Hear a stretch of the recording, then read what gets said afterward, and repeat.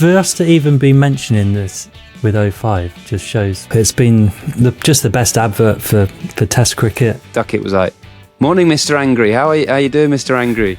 Smiling.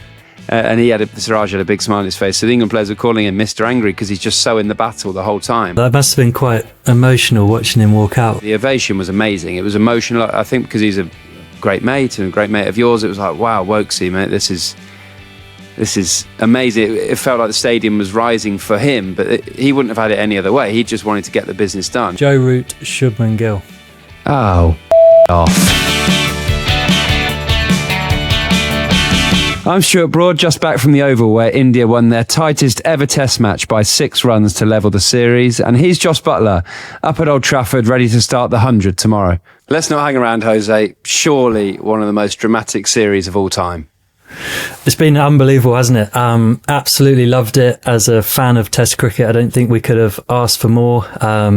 Every game was just so eventful, right down to the wire. Day 5, 25 days of cricket, and from the 5 tests was absolutely amazing. And you were there, obviously. Talk us through it. What was the atmosphere like? Obviously a full house, even just for, was it 36 to win? Do you know, it reminded me a little bit of, I was 17, 18 watching Edgbaston 05, England, Australia, nowhere, England won by 1 run. Arrived at the ground. I was a little bit narky Sunday night because I thought that crowd deserved to see the finish that night. There was a bit of a downpour, and the umpires or whoever called it at 6 o'clock when the restart time could have been 6:42. So I was at the train station at 6:22, bright blue sky, going home with all the cricket fans going, why are we not playing cricket right now? And so I was a bit like, we should have just finished the game because all the drama had happened in the day.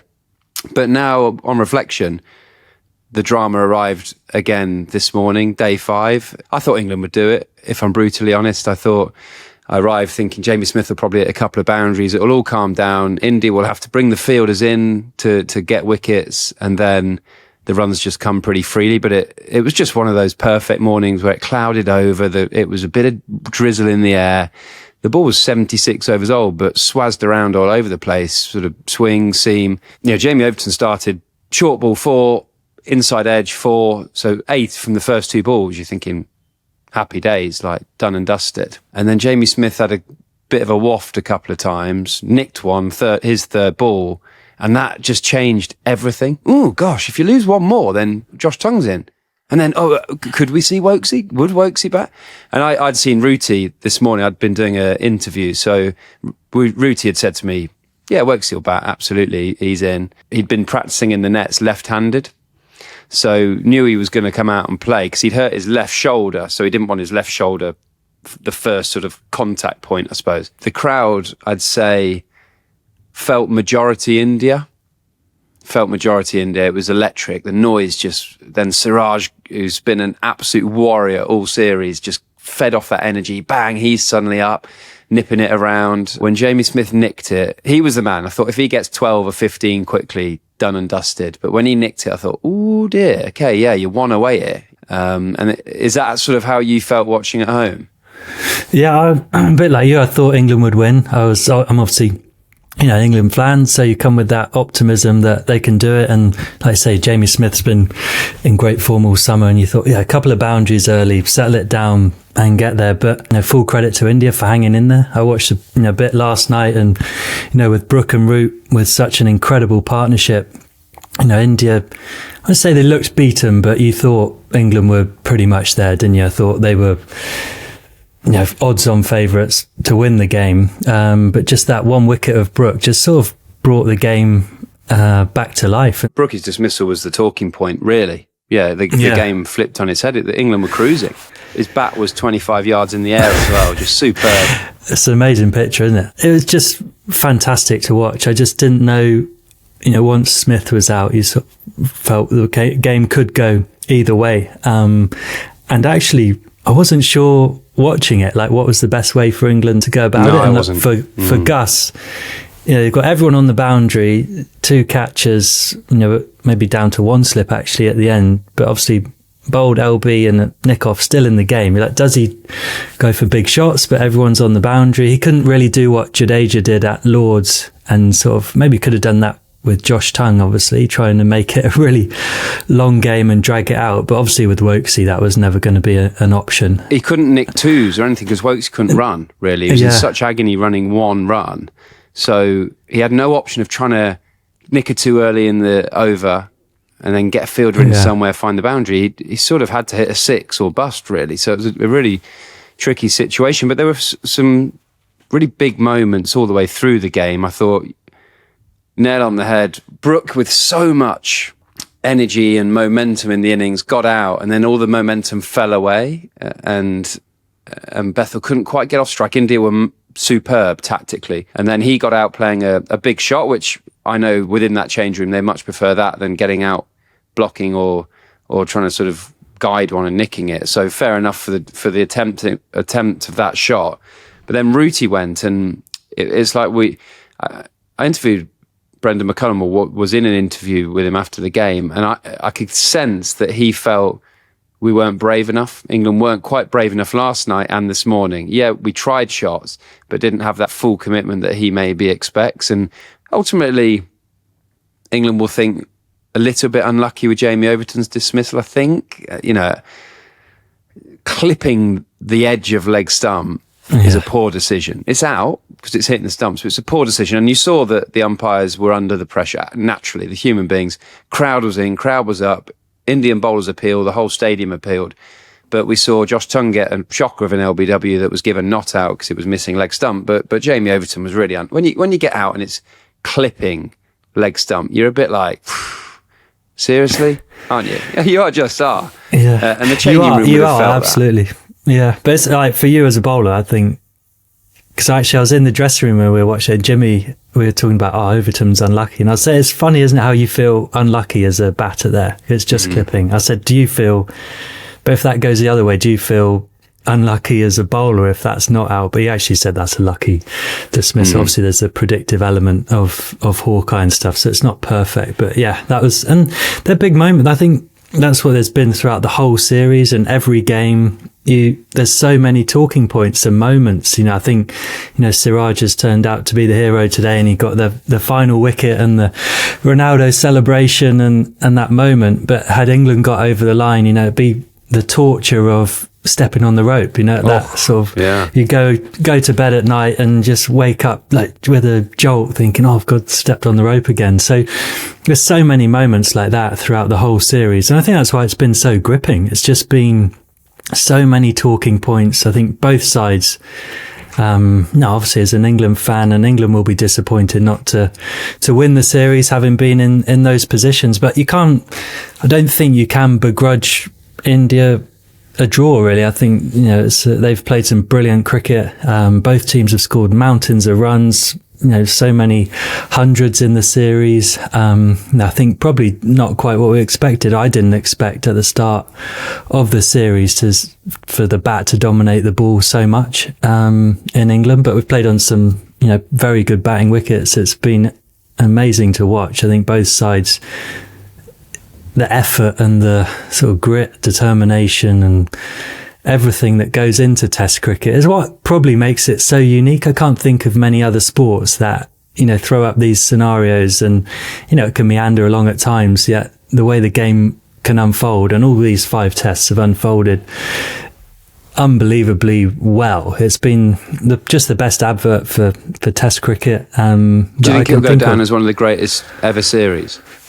Certainly I do, absolutely. Obviously 05 was just massive, wasn't it? And just being the Ashes, and I think of very hard to judge eras, and being at a certain age at that time where the players were just otherworldly. Shane Warne and all the Australian superheroes didn't really seem real, did they? And the fact that England took them on and managed to beat them. But so I think that will always be the series, and I'm sure, like I said, get the box set on a rainy day and watch the 05 Ashes. But I think this will be a series that gets replayed and talked about, and actually think about, you're gutted that you don't win the series as an England team, but one of the great things that they have talked about, and I know when McCullum and Stokes took over, it sounded like an outlandish statement, didn't it? We're going to save Test cricket and play away and put bums on seats and entertain. And,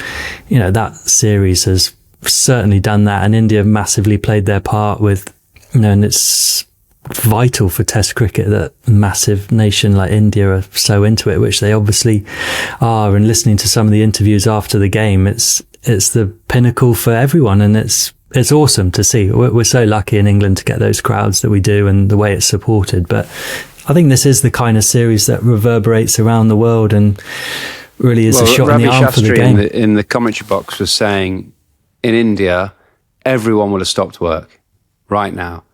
Yeah, you know, 4 p.m. or whatever it was at the closing time.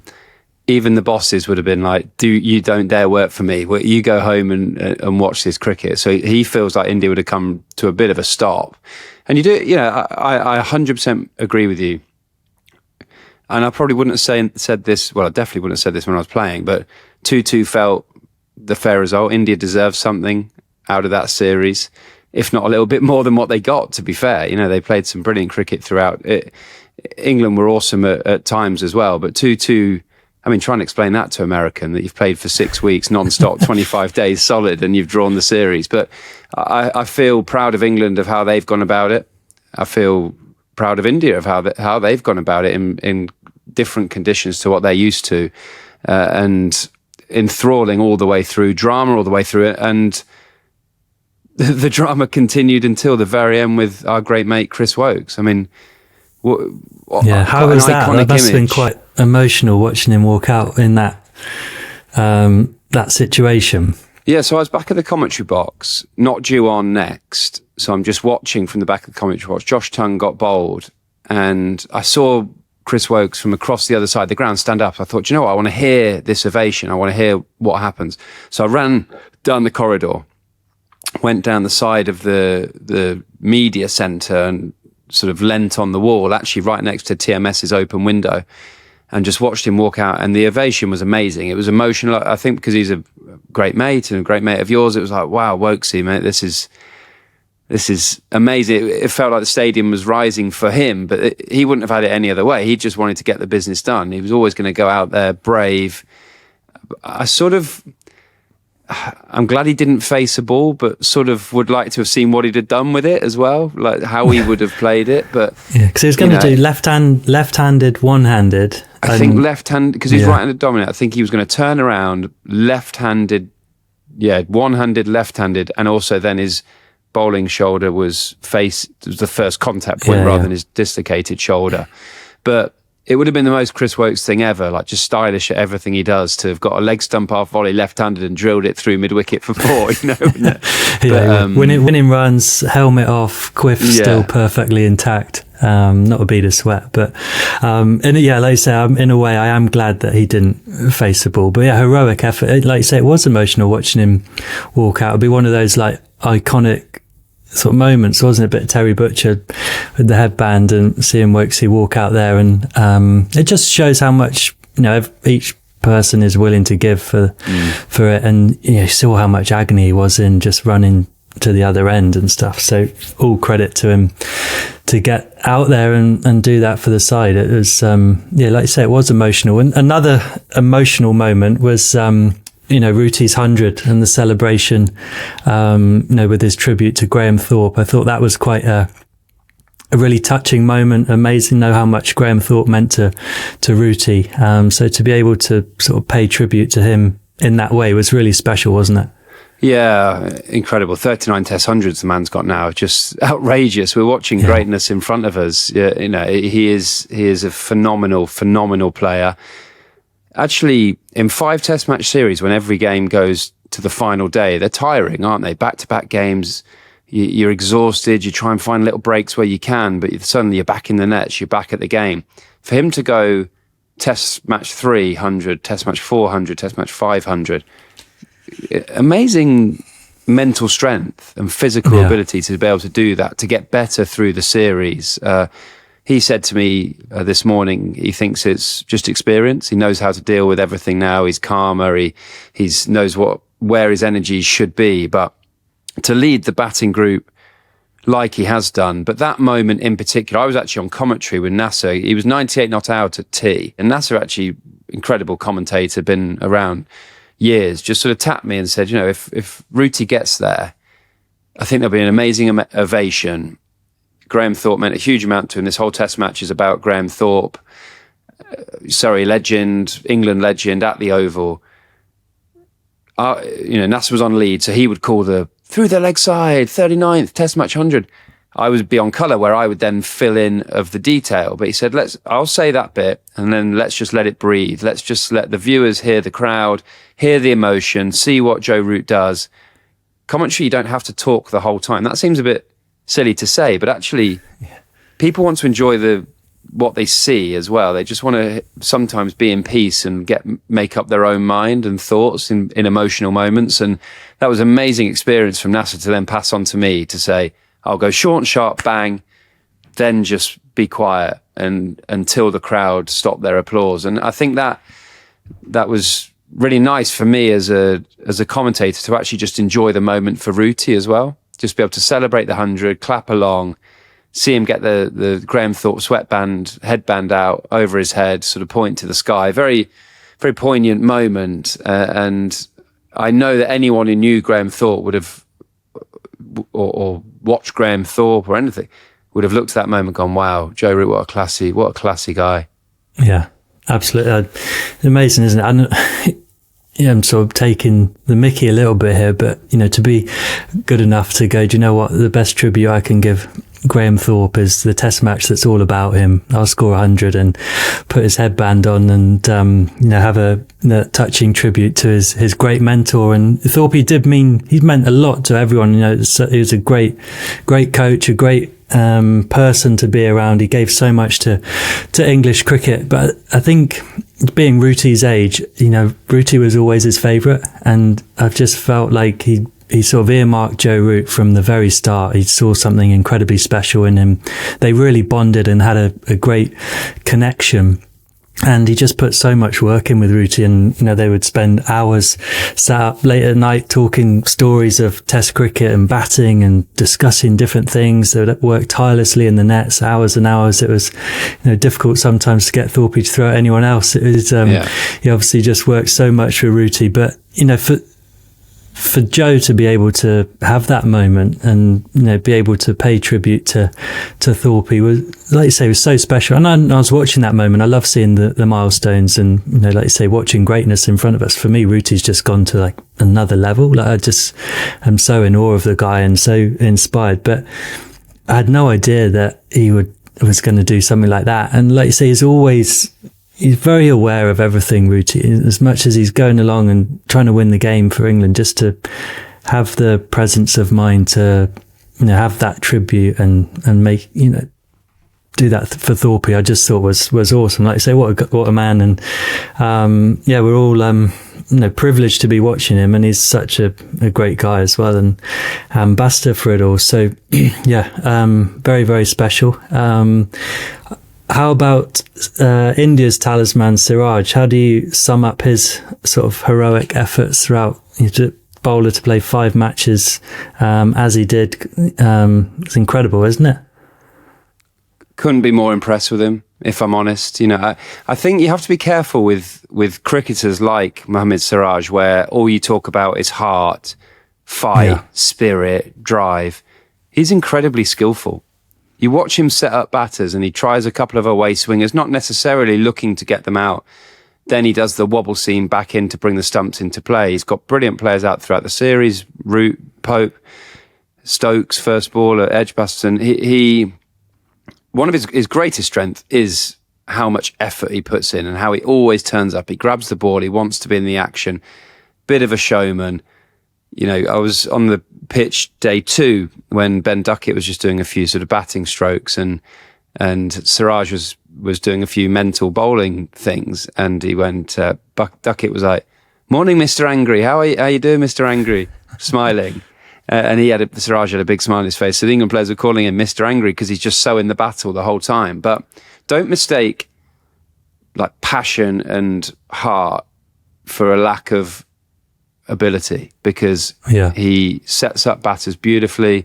He bowls a length that nips back. It brings the stumps into play that he can't get forward to. And actually, I thought he took the final wicket. Gus Atkinson, brilliant off-stump Yorker. I was really worried that he would remember this Test match for that drop catch, because he deserved more than that in the series. Leading wicket taker, played all 5 in a series that's been brutal for the bowlers, and he had a mishap, and he was actually off the field for about 5 overs, changing his shirt, refreshing himself, came back on that ball. Then Harry Brook top-edged it straight down his throat at fine leg, and he just didn't quite know where he was. He just didn't have his bearings, and caught it, trod on the rope, and the fella in the blue shirt behind him went berserk, didn't he? Did you see him? Amazing, the images of the people. But did someone run down the stairs at England fan? Ran down the stairs, properly giving it a sarcastic clap in his face, like right in his grill. But I didn't want that to be his last memory of this Test match series. And he came in this morning, swung it around, bowled beautifully once again, and fittingly took the last wicket to draw the series for India, and he really, really deserved it. The atmosphere was brilliant. He did a Cristiano Ronaldo sort of, what's that? There's a see you or whatever it is. I played with him. He has Ronaldo on his phone background, on his mobile phone background that just says "believe." So that sort of is his motivation that drives him forward. So, yeah, thrilled that he was able to do what he did, because he deserves that. And you know what? He deserves to fly to a beach with some flip-flops and a pina colada and lie there for a few weeks. Yeah, he put his feet up. He's put in a Herculean effort, hasn't he? I actually played with him at Gujarat, and I think one of the first wickets he got was caught somewhere, and I was waiting for the Cristiano celebration. He said, "Oh no, it's only for if I bowl him." So that was so he got the perfect finish for him, obviously, to hit the stumps and be able to unfurl his celebration. But what is it like to step up into the shoes of the most senior bowler when Bumrah's not playing, who is, you know, the best seamer in the world at the moment? So when he isn't in the side and Siraj has to step into those shoes as well, what is the differences and how might that feel? I'm thinking of times when Jimmy didn't play and you'd have to step up into that role as well. Yeah, Siraj is, I don't know the exact numbers, I think he's averaged something like 18 without Bumrah in this series, and 37 with Bumrah in the series. And he just looks like someone who thrives off the responsibility, I think. He looks someone who wants the ball, wants, when Joe Root comes in, give me the ball, I want to be the guy to get him out. And I'm not saying that he has less motivation when Bumrah's playing, but I think he likes that added responsibility of when Shubman Gill goes, "You're my main bowler, I'm going to come to you whenever the pressure's on, be the guy." And also, stats can be misleading, where when Bumrah's playing, he might bowl at the tail and get those wickets, so his stats are better. Whereas actually when Bumrah's not playing, Siraj gets the opportunity to bowl at 9, 10, 11 and get those wickets at the end of an innings, the rabbit pie. So the stats can mislead that slightly, but he is someone who looks to grow a little bit when Bumrah's not there. He looks like he grows when he's leading the bowling attack, and he bowled basically all Test match at the Oval. He just kept coming. I couldn't believe it. It's like, oh, another go. He's got the ball again. Here he comes. Oh, he's going again. Here he comes. It's a great strength to have. You know, I think any time that you're better under pressure, that is a international sports person's sort of gold, really, that you can cope with the emotion and the mindset of the real peak pressure moments. And Siraj definitely, I get that sense he could do that. You know, IPL wise, he's at Gujarat with you. Is he someone that you're defending 10, 15, you'd throw the ball to? Or is he someone that, you know, gun opposition opening batters there, come on Siraj, you do the job? Yeah, he's absolutely that. With the new ball, he's that strike bowler, and like you say, seems to grow with the pressure. He likes the responsibility, likes bowling at the best players, full of belief, full of heart. And I think you made a really good point, is that you don't want to sort of not do him justice by saying he's just wholehearted and he tries his best. Like you said, he's got incredible skills. That's the worst thing anyone can ever say about you. Oh, what's Brody like as a cricketer? Yeah, he tries hard. Yeah, and you mean it in the nicest possible way, don't you? Because it's like, and you know, effort's sort of a given, isn't it? But it's the ability that he has to just keep going, which I think is amazing. An amazing engine on him. And, you know, I don't know what that is like. You will obviously be able to tell us, but it's not just like a physical gym fitness, is it? It's like it's all heart, and obviously there's the physical aspect of it, but it's not like the fitter you are in the gym, the more able you are, I imagine, to bowl those long spells and not drop pace, etc. So but yeah, he's a great guy to have in your dressing room. I know he did a lot of his interviews in Hindi, didn't he, today? So a lot of that was a great moment, actually, where that was really DK cool. Dinesh Karthik did brilliantly to get out to the middle and interview, and in our ears it was going, DK, make sure at the end of each answer you translate, because our viewers don't know what he's saying. And DK forgot. So he asked the next question and Siraj answered again. And you can hear, again, the producer going, DK, you have to translate this, mate. And DK, out of nowhere at the end, obviously heard in his ear, finished the interview, said, thank you very much, went down the lens and translated the whole thing. It was amazing that DK had that sort of mind to be able to recap everything what Siraj said and portray it or relay it to the viewers. It was pretty cool. Yeah, no, that's all. I love that. And I think to say, like, my interactions with him would be a lot of, happy, smiley, sort of good challenge in the nets as well. I liked facing him in the nets. He was always up for it, and sort of in a nice, fun way as well. I didn't think he was going to bowl too many bounces as well. He looked after me, which was good. But he was the guy in the team and you have those players in your squads and in the dressing room that they're kind of the heartbeat of the side, and just with the way he's got quite an infectious personality, big smile, always up for it, and he drags people with him. I think that was a nice trait to have as well. Like you say, step up into that leadership role, and he can take people along with him. And I thought you saw Prasid sort of grow into that as well, and they bowled in a really good partnership there. So yeah, I think he'll be one of those players. I think we've got some really good cricket fans in England. We appreciate the opposition doing well as well, and I think I can imagine him being on the boundary, having a lot of fun with the English crowd. And I think he'll be one of those guys that our supporters will remember quite fondly and sort of dislike him for how well he did, but also love the way he plays his cricket. And I think it's always a great thing to see those players appreciated when you go abroad, and you get that respect from the opposition and the opposition fans. No, I completely agree. And I think we have to move on to Brookie and Joe Root, just how they've bedded in at this 4 and 5 role, and so different in how they go about it. Joe's sort of the glue and knocks it around and plays with a lovely tempo and guile and skill, and Brookie just comes out and goes into 5th gear straight away almost, then knocks it back into 3rd, cruises a bit, and then just plays eye-catching shots the whole way through. Brookie actually got the man of the series, or player of the series, 481 runs. Joe Root got 537 runs, including 300s, but didn't get player of the series. How do you feel about that? What I do want to say is the player of the match, the Sky Sports team choose. So I'm involved in that series. The opposition coach chooses. So Brendan McCullum would choose the Indian, and Gautam Gambhir would choose the English. So I can't take any responsibility for Harry Brook being player of the series. But what are your thoughts on that? Would you have given it to Rooty, Brookie, or maybe even Stokesy? Yeah, I think all of them would be deserving of that.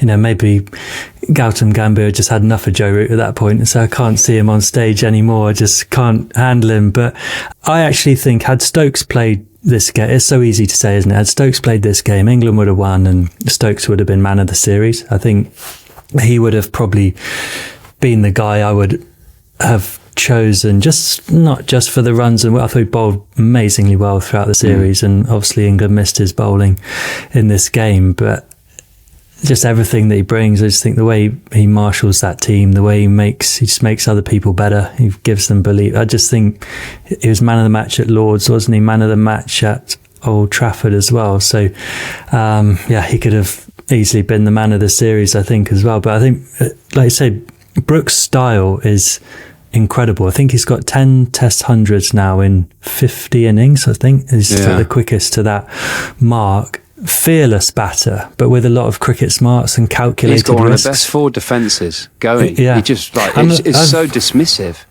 Yeah, I remember speaking to him on the bus, actually. Sort of talking about what's what's been the biggest thing in your game that you've developed? And I know he works with his schoolboy coach and sort of is Martin Spate, I think it is, who's sort of been with him forever. And he said, we just worked on a forward defence. We worked on a trigger movement. So he does that very early back and across movement.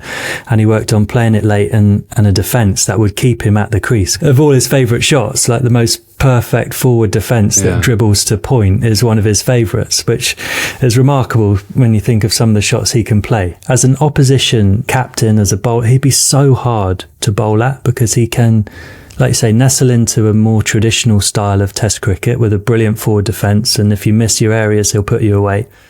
But then the best ball that you bowl, he can run down the wicket at and hit into the stands. It's that dance down to hit over extra cover. It's an unbelievable shot. Just dances into length and puts it over extra cover for 4 or 6. For Harry Brook, like I couldn't think of a better time when he started his England career. What a dressing room to come into.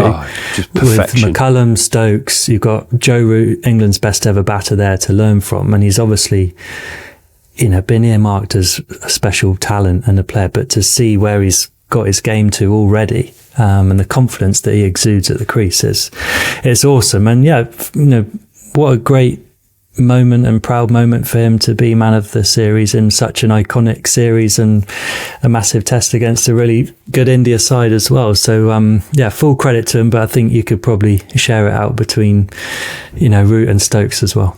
No, I agree. Well, we've sort of covered a lot of the oval. I think we'll take a little short break and then we'll have a deep dive into the series as a whole.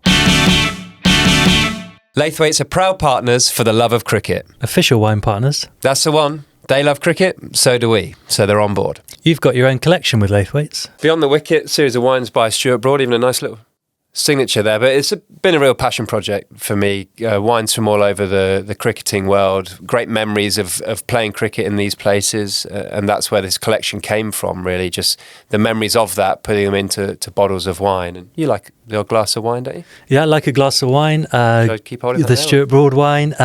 Good food, good company. It's always nice to spend time with family and friends and a good bottle of wine. And Beyond the Wicket isn't the only case you can buy. We've put together our own case for the love of cricket. It's going to be 3 whites for your love of white ball cricket, Jose, and 3 reds for my love of test match cricket. Available exclusively from laithwaites.co.uk. So pour yourself a glass, settle in and join us for the love of cricket and a good bottle of wine with Laithwaites.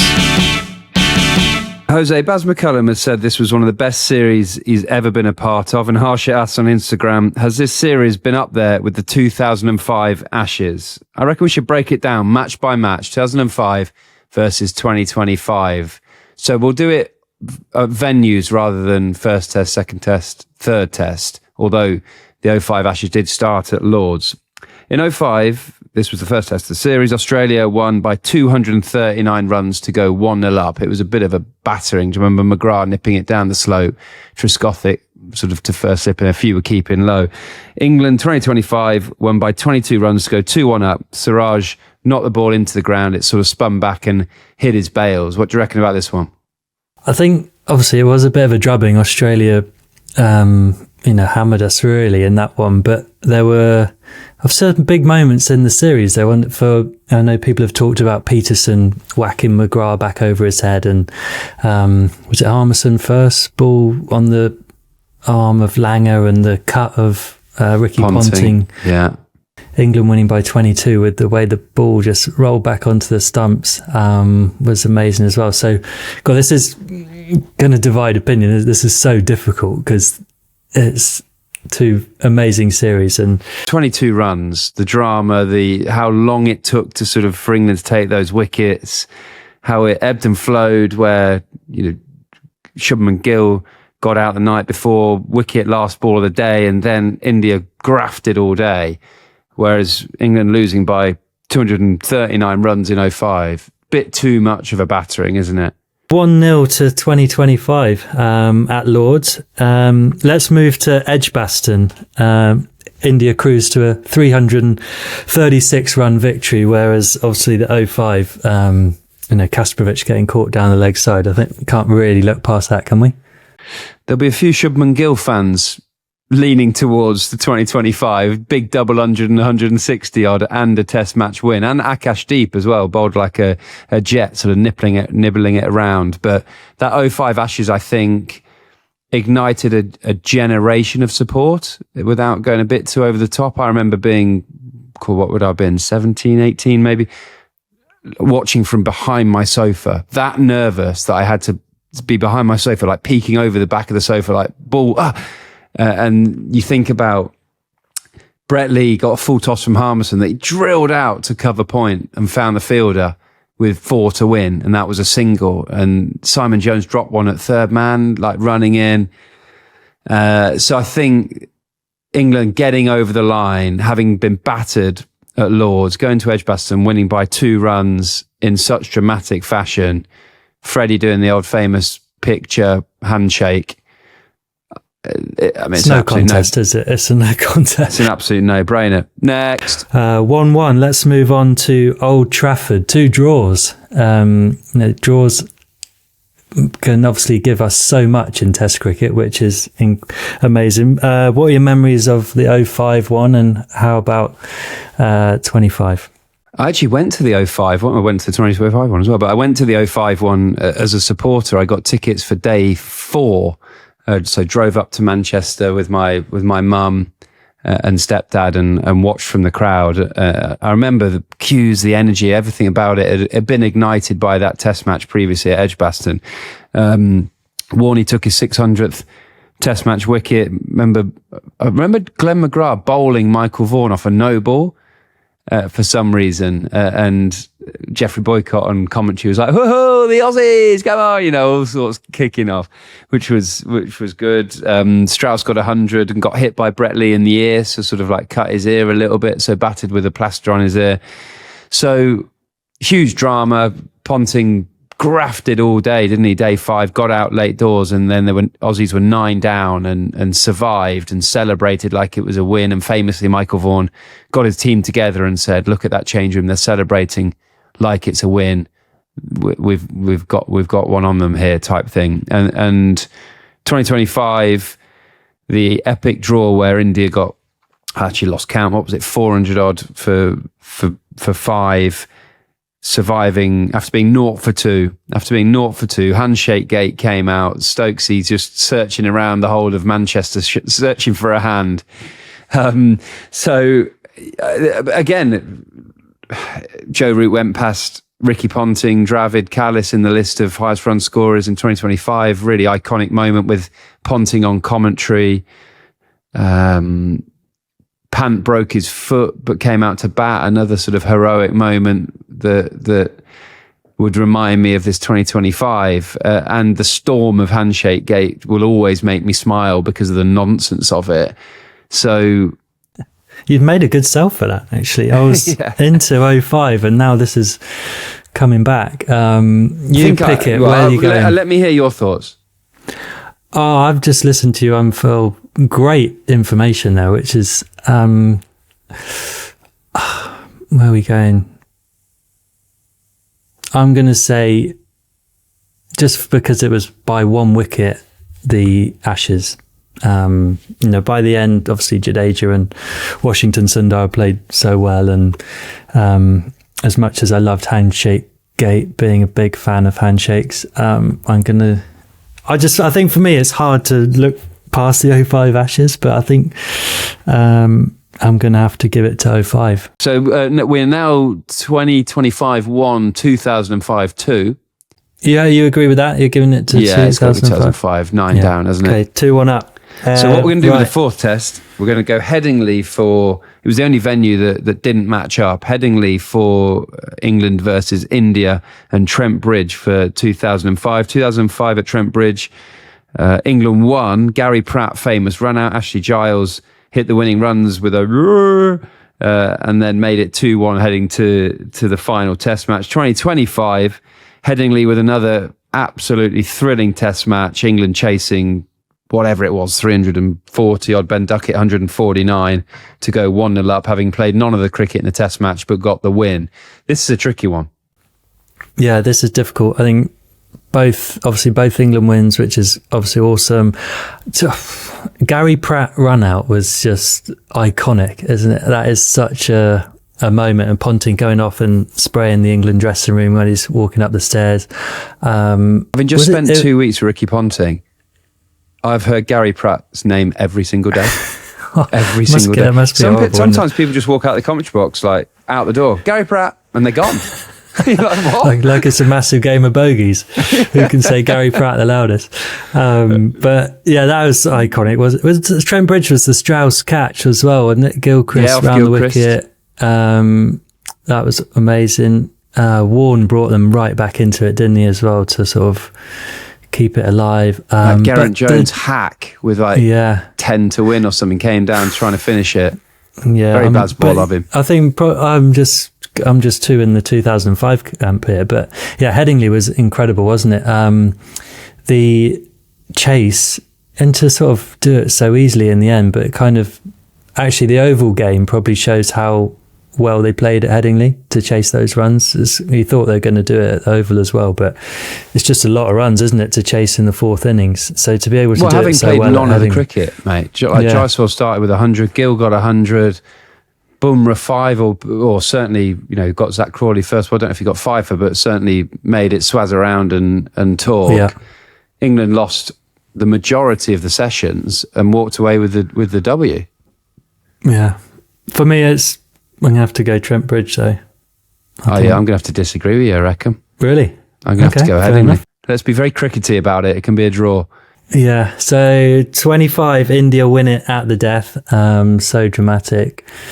Oval 05, was it Rudy Kurtzen tipping the bails off for England with everyone win? Just watching umpires walk onto the ground and flip the bails off. Isn't that the beauty of Test cricket, that can be the best moment of the game, just watching the umpire tip the bails off? KP 158, is it 158? I think, hooking Brett Lee into the stands. Actually, a bit like catch of KP. Yeah, it's a bit like Siraj. Yeah, I think Warne had an incredible series, didn't he? 40 odd wickets and loads of runs. Kicked the stumps over at Edgbaston, then dropped the catch at the Oval. Probably didn't deserve to be on the losing side, but I mean, the emotion. Didn't something like 11 million people watch that 05 Oval game? Really? And I've probably watched it another million times on the DVD.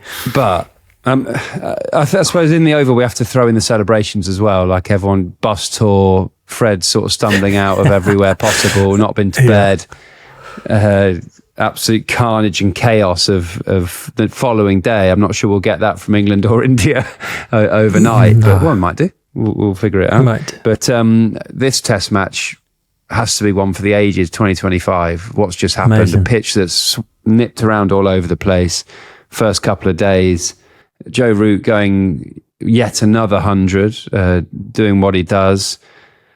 Siraj charging in with every last breath. Brookie's one of his best hundreds, I want to say. I know he scored bigger hundreds, but the way he came in 3 down, we were sort of done and dusted, and came in and took us near to the total, and then to finish all India really 4 for 20 odd this morning on the Monday morning, day 5 to win the Test match. So I would have to probably vote 2025. It's Team India's closest ever Test match. Ever. Oh, really? 6 runs. It's closest ever. Which is pretty iconic, I think. Yeah, I think we can just agree to disagree on all of them and move on. What, you want the Oval? You want 05 on that? Oh, man, 05 to win the Ashes. Bugger off. Are you joking? You want 05 over what happened this week? I'm just so, I think 05 is just so big in my life, as I just can't go over it. I need a bit of time probably to appreciate this match. Need a bit of distance, but both just awesome series. And credit to Woakes walking out in a sling. That's true.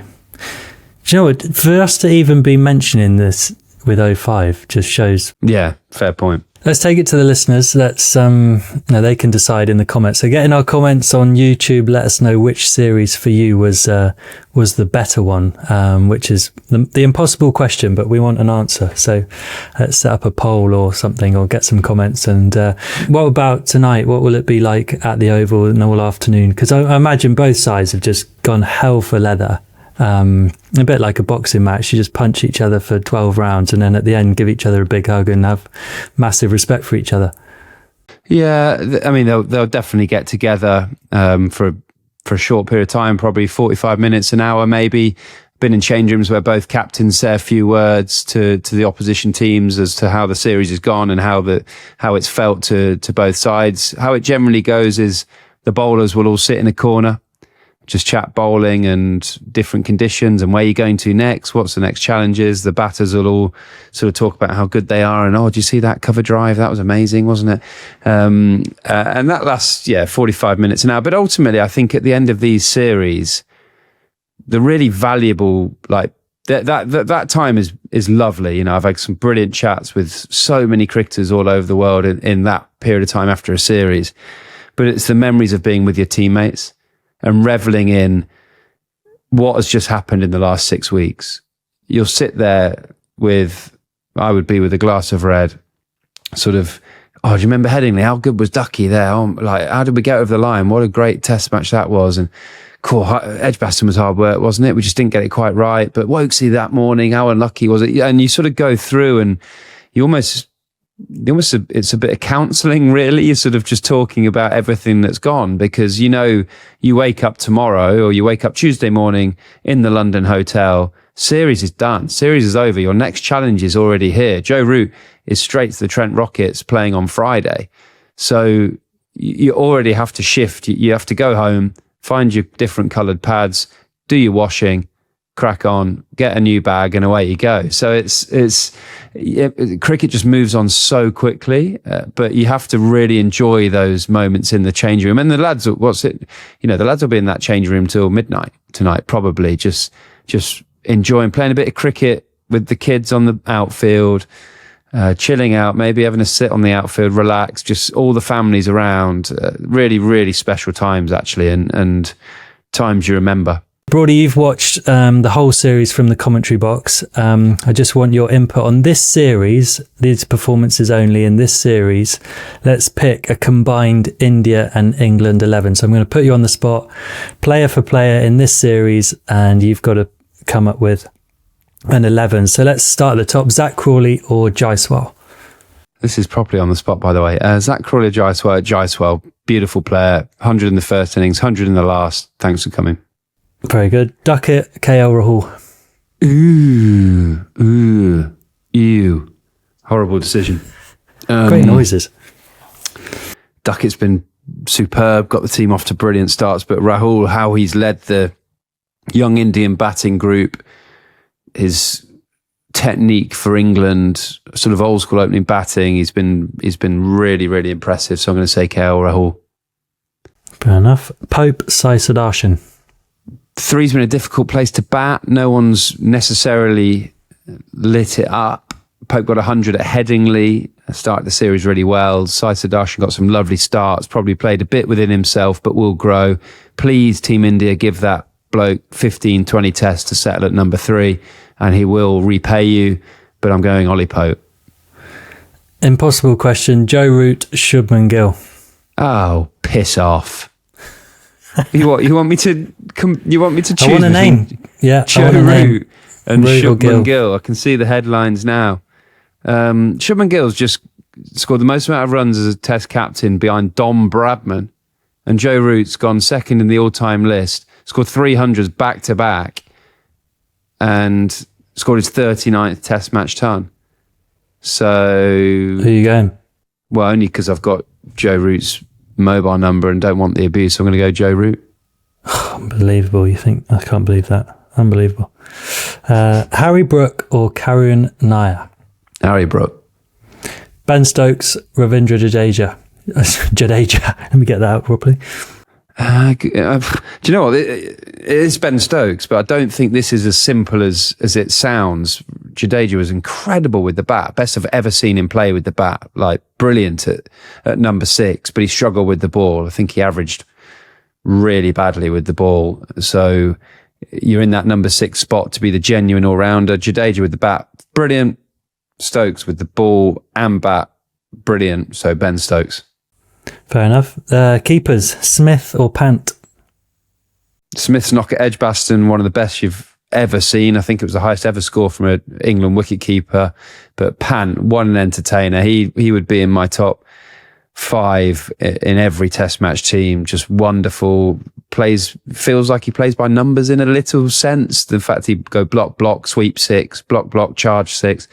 But every time he walks out to bat, I want to be sat on a seat and watching him. So Rishabh Pant. Bashir, Washington Sundar. Both had their moments. Bashir's big moment came at Lord's, final wicket, coming out with a broken finger. Washington Sundar, I've been highly impressed with him as a cricketer, to be honest. I think he's a Test match number 6 waiting to happen. And he bowled a great spell at Lord's, 4 for 22 with his drift. So I'm going to say Washington Sundar had more influence on the series. Nice. So England would love to have him again. Jofra Archer or Akashdeep? Akashdeep was superb at Edgbaston particularly. I feel like he relies on the new ball a little bit too much, but is highly skillful with the new ball. But seeing Jofra Archer come back, wicket with his third ball, knocking Rishabh Pant's off stump out the ground at Lord's, just seeing him back in the environment, playing with joy, passion, excitement to be out there. I'm having Jofra Archer all day long. Josh Tongue or Mohammed Siraj? Both leading wicket takers for their teams. Mohammed Siraj for India. Josh Tongue was 19 in 3 Test matches for England, but Siraj, absolute warrior. Played 5 Tests, kept coming back, skillful, wobbles the ball back towards the stumps, shows the bat of the away swinger, and iconically finished the Oval Test match with a Yorker off stump out the ground. So Mohammed Siraj for me. Last one, Bumrah or Woakes? Both had quiet series for them. Woakesy iconically sort of walked down the stairs with his arm in a sling to finish the series, played all 5. Hell of an effort on the pitches that we had, and then missed out on the pitch that would have suited him the most at the Oval. Bumrah was bowled brilliant balls at times, but didn't win a Test match in the series. Actually, the 2 he missed at Edgbaston and the Oval are the ones that India won. But I'm going to have to go with Bumrah for what he offers. You know, he bowled a brilliant ball to Zach Crawley in his first over of the series.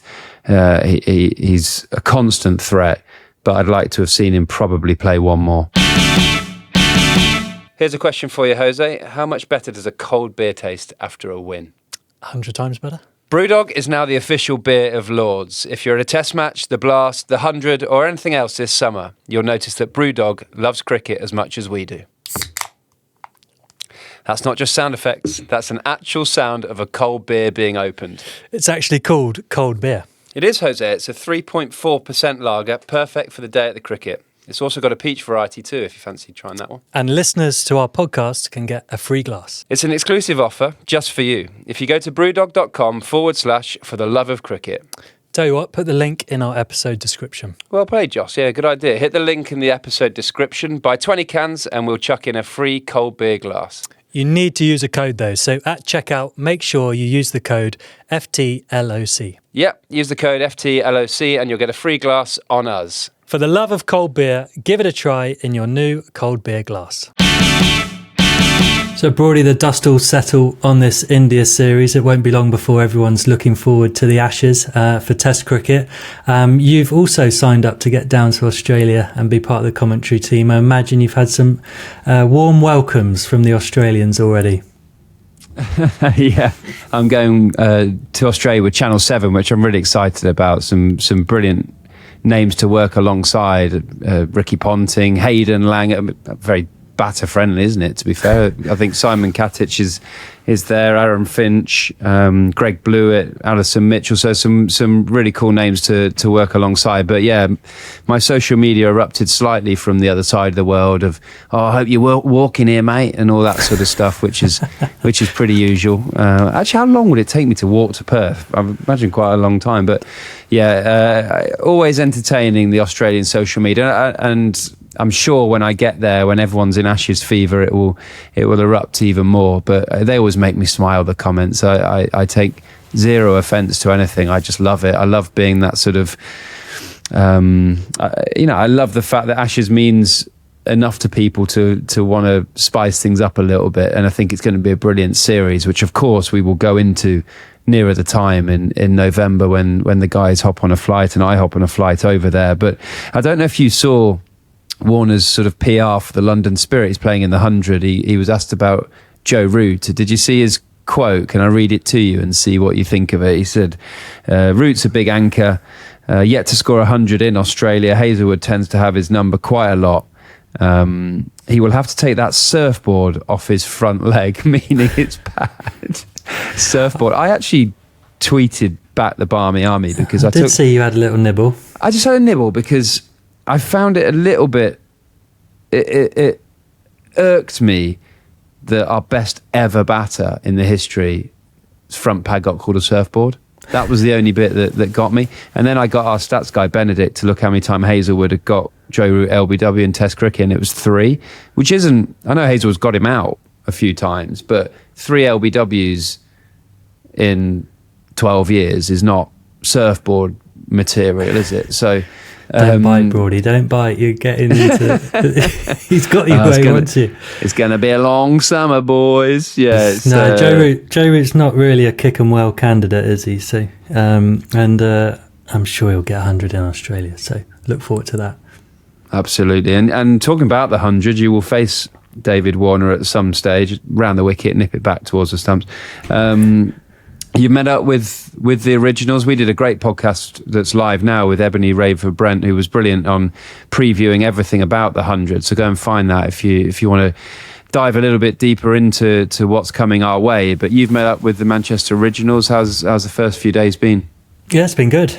We were greeted with typical Manchester weather, unfortunately, but we managed to get out there in the afternoon. It's great to sort of, thrust straight into it. It's 2 days and then we've got our first game against the Southern Brave. But yeah, it's great to link up with the guys. Quite a young squad as well. We've got some real fresh faces. So excited to get to see them play and,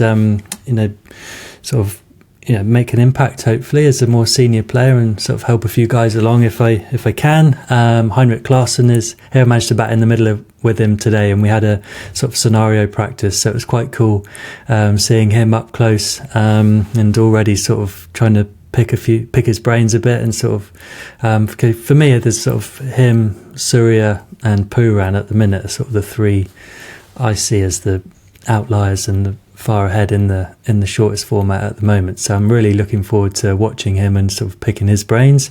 Are you going to open the batting? Am I going to open the bat? You have to wait and see. Just keep it close to my chest. But big secret. Huge secret. I'll probably bat number 3. And no awkward handshakes so far. Although I did have one in Wagamama's with. I'll call him a fan. I don't. No, not to be disrespectful, but he came over to me and he put his thumb up and said, "Joss, I'm a big fan." But I thought he was sort of going for the handshake. Oh no! So I've grabbed his thumb and just ate the rest of my meal in absolute horror. But luckily, so he's gone thumbs up like big fan, and you thought Joss, he's going for one of those. Yeah, going for the, that one. It's one of my best, but I feel like we're becoming like the official place for awkward handshakes. So if anyone's got CCTV at Wagamama's in Manchester, I'm sure we could enjoy that. Please find that for us. Yeah. If anyone can film the CCTV screen from Wagamama's in Manchester of you shaking someone's hand where they're giving you a thumbs up, that would make my summer. I know it's been a brilliant India-England Test series, but that would make my summer. Yeah, that would top it off. But I'm looking forward to 100. I do get sent quite a lot of handshakes now, Jose. Honestly, on my social media and on the pod's social media, the handshakes keep flooding in. It's just beautiful, isn't it? I'm just so glad we're able to share our passion for handshakes and get so many. In this day and age, no one misses a thing, do they, with videos? So the one that we posted from the Lions tour, that was an absolute beauty as well. So they do keep me going. I do enjoy them a lot. Right, Jose, that's it for this week. We'll be back next week reflecting on your first week in the 100 with the Manchester Originals. And in the meantime, watch us on Spotify and YouTube or listen via your favourite podcast app. As always, thanks to our sponsors Sage and Laithwaites. And as always, kick 'em well.